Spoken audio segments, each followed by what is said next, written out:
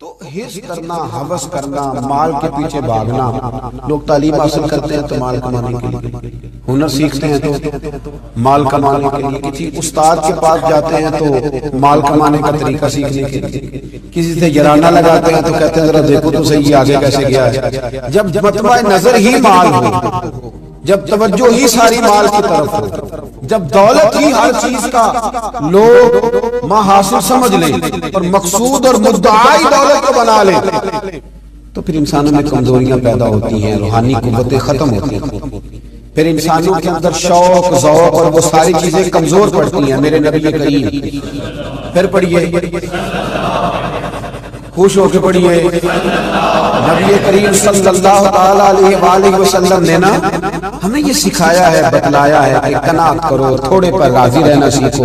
اور حضور علیہ السلام نے ارشاد فرمایا، مسند امام احمد بن حنبل میں حدیث موجود ہے، فرمایا اللہ تعالیٰ سے ایسی خواہشات سے پناہ مانگا کرو جو خواہشات تمہیں عیب میں ڈالیں، اور فرمایا ایسی خواہش سے بھی اللہ کی پناہ مانگو جو خواہش پوری کرو تو وہ خواہش ایک اور خواہش میں ڈالے. اللہ کی پناہ مانگو اس خواہش کہ جو پوری کی جائے تو پھر ایک اور خواہش میں تمہیں ڈال دے. اس سے اللہ تعالیٰ کی پناہ مانگو، پناہ مانگو، اللہ تبارک و تعالیٰ پناہ مانگو. بزرگوں نے لکھا ہے، حضرت محدث ابن جوزی علیہ رحمہ نے کہ ایک شخص تھا، اسی گھر میں ایک ناگن رہتی تھی. ناگن، وہ ناگن سونے کا انڈا دیتی تھی. بزرگ جب حکایات بیان کرتے تو سمجھانے کے لیے بیان کرتے، سونے کا انڈا دیتی تھی. اس ناگن نے اس طرح کیا کہ ایک دن اس کے گھوڑے کو ڈسا دیا، گھوڑا مر گیا. گھر والوں نے شکایت کری کہ اس کو مار دینا چاہیے، گھوڑا آج اس کے ڈسنے سے مر گیا. یہ ناگن ہے، سونے کا انڈا تو دے گی لیکن ڈسے گی بھی ضرور. یہ ناگن ہے، انڈا سونے کا دے گی پر ڈسنا اس کی فطرت ہے، یہ ڈسے گی. اس نے کہا بھی کوئی بات نہیں، سونے کے انڈے سے کئی گھوڑے آ جاتے ہیں، مر گیا تو کیا ہوا. کچھ دنوں کے بعد اس ناگن نے کتے کو ڈسا، کتا بھی مر گیا. گھر والوں نے شور مچایا کہ یہ ناگن ہے تو اسے دودھ پلاتا ہے، یہ سونے کا انڈا تو دے گی پر ڈسے گی بھی، اس لیے کہ ڈسنا اس کی فطرت ہے، اس کی طبیعت ہے. اس نے کہا کوئی بات نہیں، سونے کے انڈے سے کئی کتے خریدے جا سکتے ہیں. کچھ دنوں کے بعد اس نے پڑوسیوں کے کچھ جانوروں کو بھی ڈسا. لیکن جب انسان کی آنکھوں کے سامنے سونے کے انڈے کی اینک لگی ہوتی ہے نا، پھر کتنے لوگ ڈسے جا رہے ہیں اس کی پرواہ نہیں ہوتی. جب سونے کے انڈوں کی اینک لگ جاتی ہے پھر کتنے غریبوں کی کٹیا جلتی ہے پھر اس کی پرواہ نہیں ہوتی. جب سونے کے انڈوں کی اینک لگ جاتی ہے پھر کتنے رشتے ٹوٹتے ہیں، لوگ پرواہ نہیں کرتے. سونے کے انڈے کی اینک لگی ہوئی تھی. پھر ایک وقت ایسا بھی آیا کہ اس شخص کا ایک ہی جوان بیٹا، ایک ہی بیٹا، جس کے لیے جس کی طرف دیکھ دیکھ کے ماں باپ جیتے تھے، جو ان کی آرزوؤں کی امیدوں کا مسکن تھا، جو ان کی آنکھوں کی ٹھنڈک تھا، روشنی تھا.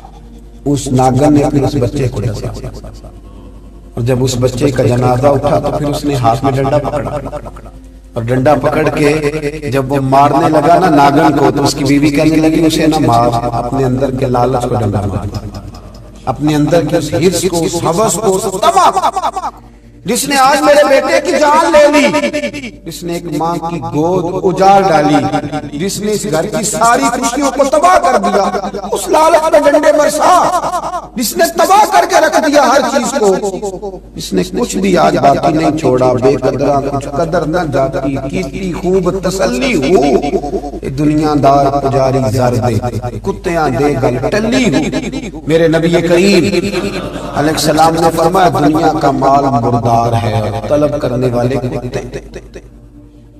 مردار مال کو طلب کر رہے، بیٹے کا جنازہ اٹھ گیا، اب کیا فائدہ ہوگا.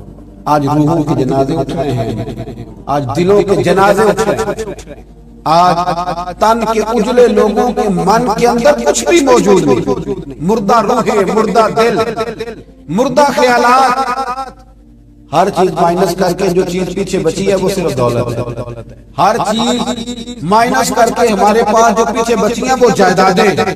ہر چیز مائنس کر کے جو ہم نے بچایا ہے وہ دنیا کا مال ہے. باقی ہر چیز تباہ ہو گئی. بھائی کے ساتھ جھگڑا چل گیا ہے کیونکہ ایک 4 مرلے کے پلاٹ کا معاملہ تھا. والد کے ساتھ تنازع چل گیا ہے کیونکہ اس نے ہمیں حصہ کم دیا. اماں کے ساتھ جھگڑا ہے کیونکہ وہ بڑے بھائی کی جائیداد زیادہ دینے کے حق میں. ہمارا اپنے دوستوں یاروں کے ساتھ جو رشتہ ہے وہ لالچ کا ہے. ہم نے ہر جگہ ہرس کا بازار گرم کیا. طمع، لالچ، یہ ساری چیزیں اس تیزی کے ساتھ لوگوں نے اوڑھی ہیں کہ ہر طرف دولت کا بازار گرم ہے. یہ جو سڑک پہ جا رہے ہیں کچھ پیسے لینے جا رہے ہیں، کچھ لے کر کے واپس آ رہے ہیں، کچھ مزدوری کرنے جا رہے ہیں، کچھ مزدوری ڈھونڈنے جا رہے ہیں. دولت کا ہر طرف انبار لگ گیا ہے. یوں محسوس ہوتا ہے کہ جیسے اب جب کسی سے سلام لیتا ہے تو وہ بھی پہلے سوچتا ہے کہ مجھے میسر کیا آئے گا. حضرت موسیٰ کلیم اللہ علی نبینا علیہ السلام، حضرت موسیٰ کلیم اللہ علیہ السلام کے زمانے میں ایک شخص تھا جو مستجاب الدعوات تھا. قوم جبارین کے پاس رہنے والا وہ شخص بلعم بن باورا اس کا نام تھا. مستجاب الدعوات تھا. اللہ نے اسے یہ درجہ عطا کیا تھا کہ جو دعا کرتا تھا رب اس کی قبول فرما لیتا تھا. اس کی دعائیں مقبول ہوتی تھی. اتنا اللہ کریم نے اسے نوازا تھا. جب حضرت موسیٰ علیہ السلام بنی اسرائیل کو لے کر اس قوم کی طرف گئے نا جہاد کرنے کے لیے، تو بلعم بن باورا پہاڑ پر عبادت کرتا تھا. بہت سارے لوگ اس کی عقیدت مند تھے، بہت سارے لوگ اس سے محبت کرتے تھے، بہت ساری جگہوں پہ وہ چاہا جاتا. جب اس کی طرف حضرت موسیٰ اس قوم کی طرف حملہ کرنے کے لیے جا رہے تھے تو لوگوں نے اس سے کہا کہ تو اس طرح کر کے دعا کر کہ حضرت موسیٰ کی قوم رستے میں ہی تباہ ہو جائے کیونکہ تیری دعائیں قبول ہوتی. تو یہ دعا کر کہ رستے میں ہی وہ سب لوگ ختم ہو جائے. اس نے کہا کیا بے وقوفی کرتے ہو، اللہ کے نبی کے بارے میں دعا کر دو، پیغمبر خدا کے بارے میں، حضرت موسیٰ کلیم کے بارے میں کیا بے وقوفی کرتے. لوگوں نے مجبور کیا، اسے مجبور کیا، لیکن اس نے کہا نہیں میں نہیں یہ کام کرتا. لوگوں نے دلائل دیے، بالآخر کچھ لوگوں نے کہا کہ آپ استخارہ کر لیں، اگر تو آپ کی سمجھ میں یہ بات آئی تو آپ آگے لے جائیے گا، نہ آئی تو نہ لے جائیے گا.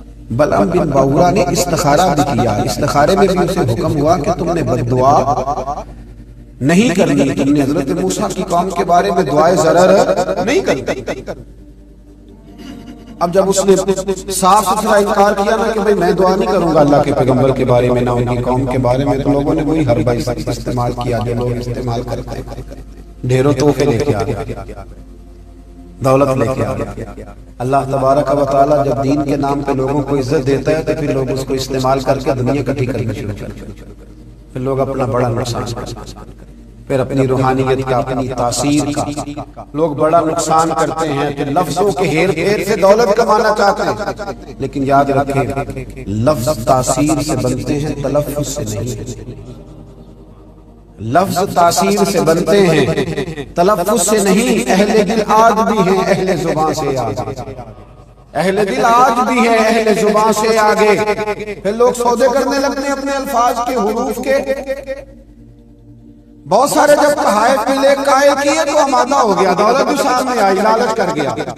اس کو قرآن حکیم نے بیان کیا. اس واقعے کی طرف قرآن پاک نے اشارہ فرمایا.